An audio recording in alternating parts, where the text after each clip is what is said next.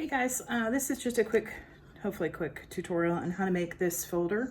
This is a folder for the standard size using just one sheet of Cocoa Daisy paper. I did laminate it. I don't think I'll laminate the next one. I've laminated smaller pockets, but this one, the laminating was just a little bit more challenging to get it to stick. You can see where it's pulled up. But if you like to laminate, it's definitely an option for you. This is still new, so I've got to kind of work this folder a little bit still. But I'll show you how I did it with just one sheet of paper. So this is all together.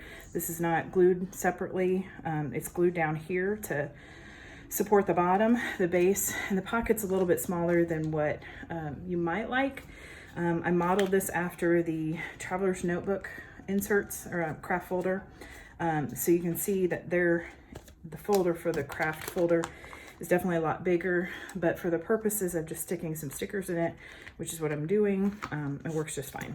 And then you can also see the little ridge indent here with the craft folders. That's just to kind of help so that your folder doesn't get torn up so much, your pockets don't get torn up as much in your TN. So I am not in any way an expert on doing measurements. So I was doing some just kind of eyeballing and copying this particular folder, but I did try to do some measurements to kind of let you know. So in case you don't have something like this to go off of, this space up here is about 3/4 of an inch from here. And this paper here flips out. So this is the full sheet. As you can see here, this is the extra here that's folded. So you just need to know what to cut over here in order to do this. So what I ended up doing is I'll move this out of the way. I took the fold that's already here from Cocoa Daisy, use that as my center, which is awesome to be able to do that. And then I just took a pencil and I measured out to this little mark here, right on this. That way I knew how much I wanted to cut. Nothing's perfect in my drawing there, but this is what I was saying is about 3/4 of an inch down, if you want to use a similar measurement. And then because I want both sides to be the same, I just need to cut it once, but I'm only cutting down as far as that mark. So if you want to use a regular scissors, that would be fine too. Then you have to decide how to cut out. And I wanted to use, you can see how some of it down here goes straight and then you have an angle. There's no exact measurement for this. This is completely eyeballing it for my part, but let's see, that's probably, I can do a measurement here for you.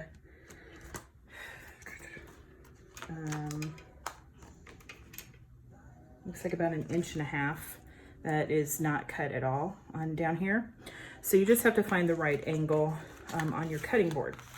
So keeping that in mind, that I don't want to go all the way down here, I just want to cut probably about an angle here so that I've got that nice angled look.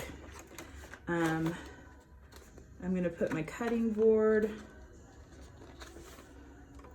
I mean, honestly, you'd probably be better off doing this with scissors, but I can't cut a straight line to save my life, so I'm just gonna move this down a little bit more. And then I'm gonna get my angle, and I'm looking down here to see how much space I've got, and I'm just ballparking how big I want the bottom part to be. So you're gonna see here that I've got that nice ridge at the bottom. And then folding is another kind of tricky part. So you've got the full sheet, and of course you can use either side for the outside. I think I want to use this for my outside. So what I helped myself to do, just to make it a little bit easier for me to fold, I lined it up with my cutting board, not with a cutter, but the side here. And I just kind of bent it up to kind of get it started. I'm going to do the same for the other side.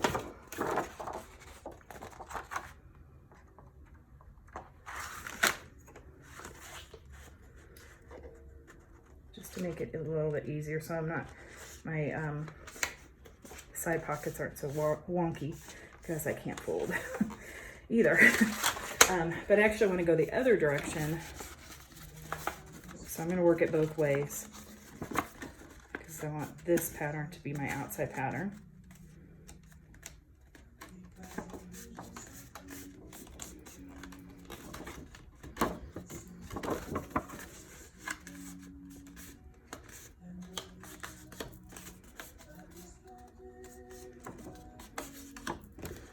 Okay, and you've got your pockets.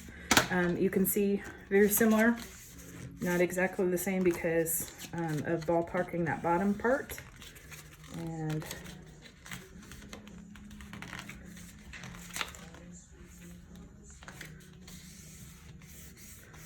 I'm just trying to get the bottom to line up just a little bit better on that side.